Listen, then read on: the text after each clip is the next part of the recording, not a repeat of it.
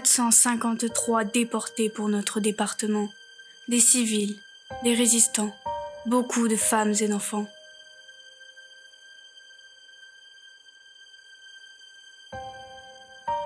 Des enfants juifs, allemands, autrichiens, polonais, venus se réfugier en France.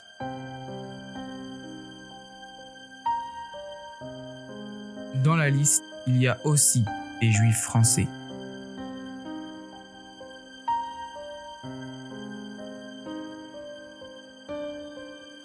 C'était leur façon de résister à la barbarie nazie, à la déportation, et de garder l'espoir de retrouver la liberté.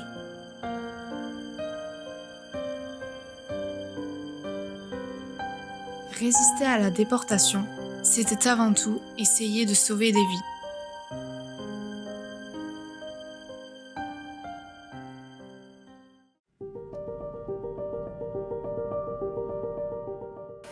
Madame Simon, que puis-je pour vous?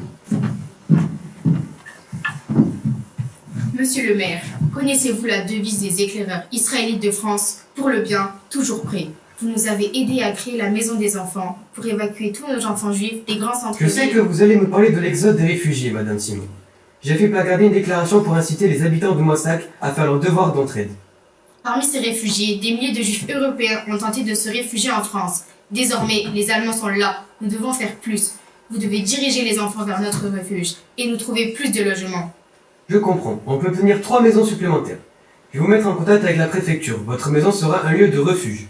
Mon ami, le docteur Moll, assurera le suivi médical de tous les enfants.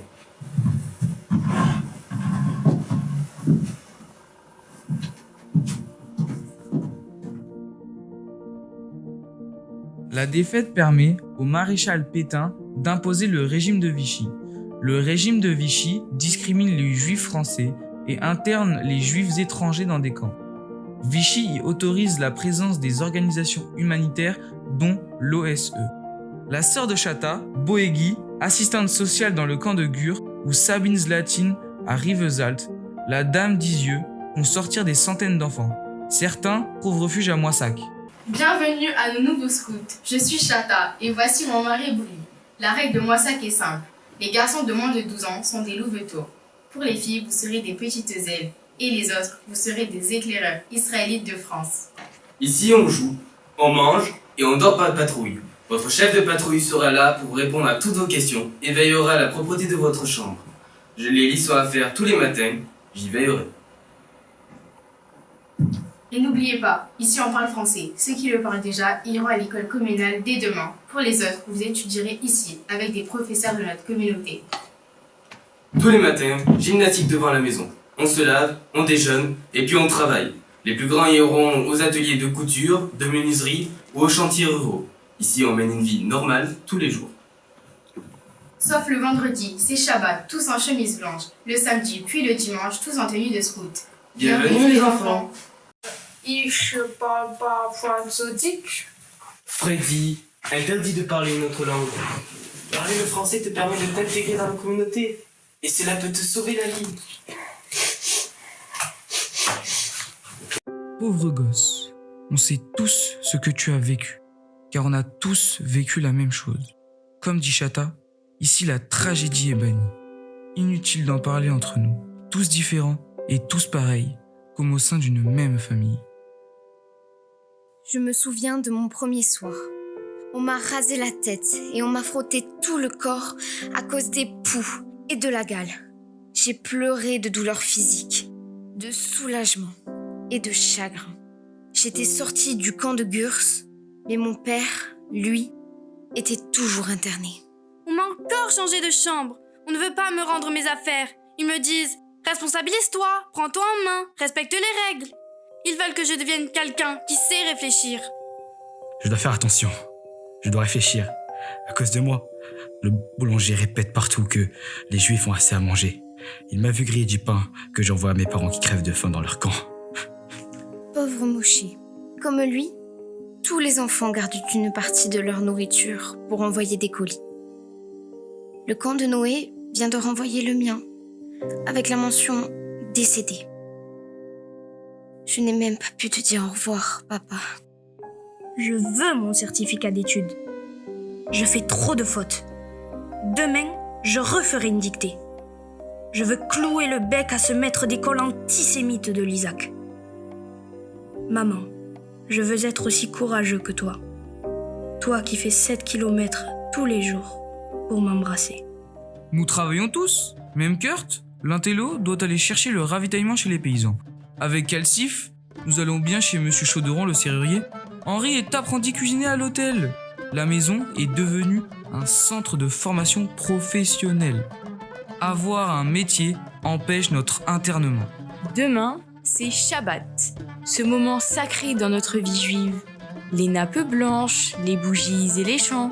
Je dois me souvenir des paroles en français. Lève la tête, peuple d'Israël, je suis juif et c'est mon honneur.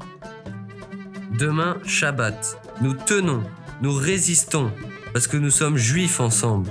Nous devons sauver l'âme juive. Cette maison est devenue notre citadelle. Les habitants de Moissac l'appellent la colonie. Ils savent que nous sommes juifs. Et pourtant, nous nous sentons bien ici. Je suis une adolescente comme les autres. De 1941 à l'été 1942, la tension monte. Les mesures frappent les Juifs. Les premières rafles sont organisées. Le commissaire de police adjoint de Moissac convoque Chata pour la menacer. Je suis antisémite. Quand je recevrai des ordres contre vous, je les appliquerai. Toutes les rues seront barrées. Chata, on a reçu une liste de 208 Juifs de Moissac. Les autorités ont tous les noms et toutes les adresses. Le commissaire de police adjoint vient de me remettre un ordre officiel. Kurt, l'un de nos jeunes fonctionnaires allemands, doit se rendre au camp de cette fin dès demain. Allez voir le commandant de la gendarmerie, Tanguy. Son fils est dans le même collège que Kurt. Il interviendra, j'en suis sûr, c'est un homme bon. Nous allons vous fournir les cartes d'alimentation pour tous les enfants. Chata, la carte d'identité n'est pas obligatoire, mais elle peut vous sauver. En zone occupée, il faut apposer la mention juif. Avec ces cartons de carte neuve, quelques tampons, on peut très vite donner une nouvelle identité à quelqu'un. Un ami de la Drôme nous prête un tampon officiel de sa mairie. On peut prêter le nôtre également. Mais attention, en cas de contrôle, je vous conseille de choisir des lieux de naissance dont les archives municipales ont été détruites par la guerre. Madame Pelouse, Monsieur Darak, merci. À la moindre information, prévenez-moi. Ces enfants ont besoin de votre aide. Janvier 1942, à Wannsee, les nazis planifient l'extermination des juifs et des tziganes. Le régime de Vichy collabore aux rafles et à la déportation. Gilbert Lesage, chef du service social des étrangers à Vichy, informe Robert Gazon, le grand chef des scouts. Celui-ci décide de créer un réseau clandestin de résistance et de sauvetage à la déportation. La 6e. Bonjour. Roger Lichtenberg, mon totem le Jaguar. Je suis chargé des départements de la Gironde, du Lot-et-Garonne, du Tarn-et-Garonne pour la 6e. Votre situation ici? Aucun enfant n'a été raflé. Tu es au courant des interventions des évêques de Toulouse et de Montauban, c'est-à-dire GTAS. À Moissac, la maison est une colonie. Aucune dénonciation. Nous sommes avertis des rafles et nous organisons alors de grandes camps scouts dans les forêts. Ça ne suffira pas. Joseph Foy de l'OSE et le Ristan Garel sont en train de monter un réseau à Lyon pour convoyer les enfants vers la Suisse. Il faut penser aussi aux personnes d'Auviard. Gigot, le frère de Chata, est médecin là-bas. Et avec l'aide des résistants locaux, le boulanger, le boucher, ils cachent des dizaines d'enfants chez les paysans. On va créer des ateliers de photographie et de faux papiers ici. Votre comptable peut graver des tampons officiels grâce à des gommes, du lino ou délaver de vraies cartes. Créons nos identités.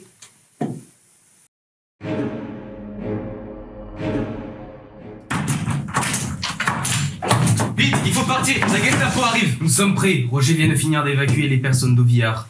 Grâce au préfet François Martin, nous avons 150 Ça ne cartes suffira d'identité. pas. Voici un carnet d'adresses. Ces personnes sont prêtes à accueillir les enfants sans poser de questions. Vite Alice, faut trouver des véhicules.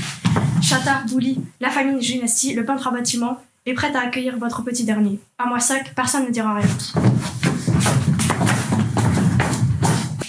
Les enfants, nous allons fêter le Shabbat, et cela ne sera pas le dernier. Nous devons tous partir et nous cacher. À la fin de ce planking, nous nous retrouverons tous ensemble pour célébrer le Shabbat. Les enfants, vous allez tous passer devant nous, un par un, pour recevoir votre nouvelle identité et votre nouvelle histoire. Nous devons être exigeants avec vous. Vous n'avez pas le droit à l'erreur. Nous risquons tous notre vie. Vous allez être dispersés dans des lycées, des centres d'apprentissage, des fermes, des couvents ou partir pour l'Espagne et la Suisse. Notre résistance, c'est d'abord de vivre. Vous ne devez jamais dire à personne, je suis juif.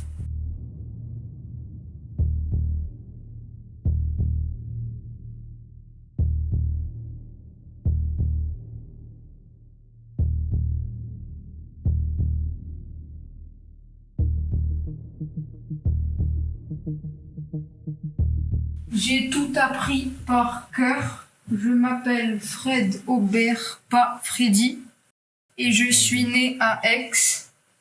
Mes parents sont morts lors d'un bombardement et je viens d'un orphelinat de Rouen.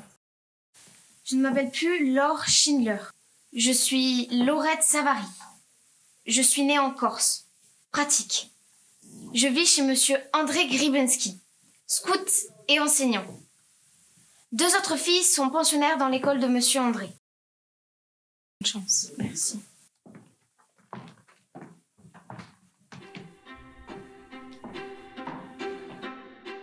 Ne jamais noter les adresses. On m'a planqué chez les Compagnons de France, un mouvement pétainiste. Un directeur vérifie l'adresse de ma tutrice à Toulouse, qui n'existe pas. Je dois fuir seul, direction la Savoie. Mes frères Jouf et Daniel ne devaient pas me dire leur nouveau nom. Devenue Marie-Suzanne Floret, je me retrouve avec 2 autres filles dans un couvent de Beaumont-de-Lomagne, où la vie est très dure. À la cantine de l'école, je reconnais Daniel, devenu lui Denis Forestier. Impossible de parler à mon propre frère. Je me retrouve au collège de Castres, avec 11 orphelins de Rouen, tous de Moissac. Le jeudi est le jour le plus dur. Durant la douche collective, nous devons cacher aux autres élèves que nous sommes circoncis, donc juifs. Je ne suis plus un enfant, je suis membre de la 6e. Je participe à cacher les enfants d'une autre maison à Montintin. Puis, je rejoins l'armée juive dans la Montagne Noire. Au Chambon-sur-Lignon et à Dieu-le-Fit, sous l'influence de pasteurs protestants, les zones rurales accueillent des juifs. La 6e poursuit sa mission en maintenant le contact avec les enfants, en payant des pensions et en assurant les convoyages. Marianne Cohn, chef scout, est arrêtée alors qu'elle guide 32 enfants vers la Suisse. Elle refuse de s'évader, de peur que les Allemands s'en prennent aux enfants. Eux sont libérés. Elle est assassinée le 8 juillet 1944. Elle avait 22 ans.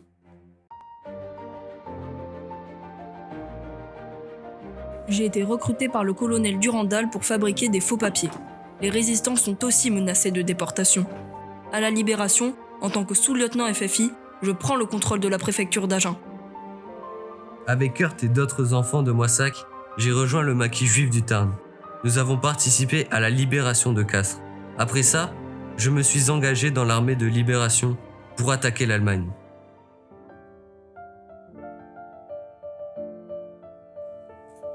Ce vendredi soir de septembre 1944 à Moissac, tous les enfants étaient là pour le Shabbat. Nous avons tous raconté notre histoire et attendu des nouvelles de nos amis, mais nous nous sommes aussi tus sur le sort des chefs scouts disparus. Le 8 mai 1945, jour de la victoire, jour de grande tristesse à Moissac. Tous les enfants ont réalisé qu'ils ne reverraient plus jamais leurs parents, morts en déportation. Juin 1945. Chata se rend à l'hôtel Lutetia à Paris, devenu centre d'accueil des déportés. Elle propose à 300 enfants survivants des camps de venir à Moissac. Il faut désormais résister aux conséquences de la déportation. En mai 1945, Djigo, le frère de Chata, revint à Moissac. Dans ses mémoires, il raconte sa résistance en déportation. À la prison Saint-Michel, couvert de brûlures, doigts écrasés, lèvres fendues, dents cassées, j'avoue que je suis juif. Parler du système de planque des enfants, c'est les livrer à la déportation. Je résiste. Djigo est transféré avec sa femme à Drancy. Les internés tentent de construire un tunnel pour échapper à la déportation. Ils échouent à 3 mètres du but. Les Allemands, furieux, constituent un convoi de 1200 juifs à destination d'Auschwitz. 29 personnes en reviendront. Pendant 3 jours, dans des wagons à bestiaux, nous nous entraînons. Ne pas nous déshumaniser. Auschwitz, le tri. 286 personnes, dont moi, à droite. Les autres, dont ma femme Berthe, à gauche. Au camp, nous interrogeons les autres déportés sur la file de gauche. Leur réponse, ils sont libres maintenant. Ils sont en train de brûler. Djigo, médecin parlant allemand, est sélectionné comme radiologiste du docteur Mengele. Celui-ci se livre à des expériences sur les déportés. On fait tout pour cacher les déportés infectés, car pour eux, c'est le gaz. Les Sonderkommando, ces juifs chargés des chambres à gaz, sont exécutés tous les 3 mois. Nous, médecins, sommes les seuls témoins. Notre devoir est de survivre, car le monde entier doit savoir. Mengele voulait faire de moi une bête. Si j'ai survécu, c'est parce que j'ai refusé d'être autre chose qu'un homme. À travers le témoignage de Djigo, nous découvrons la résistance en déportation et après la déportation. Résister, c'est se souvenir et lutter contre l'oubli.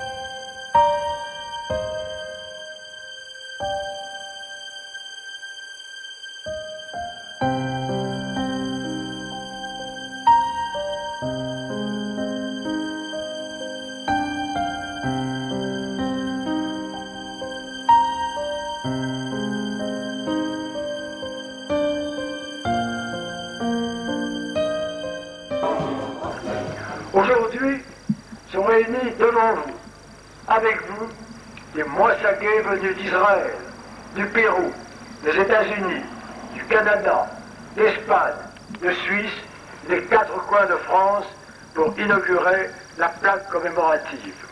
Moissac, tous ceux qui sont ici aujourd'hui se sont dès leur enfance et spontanément appelés les Moissakais.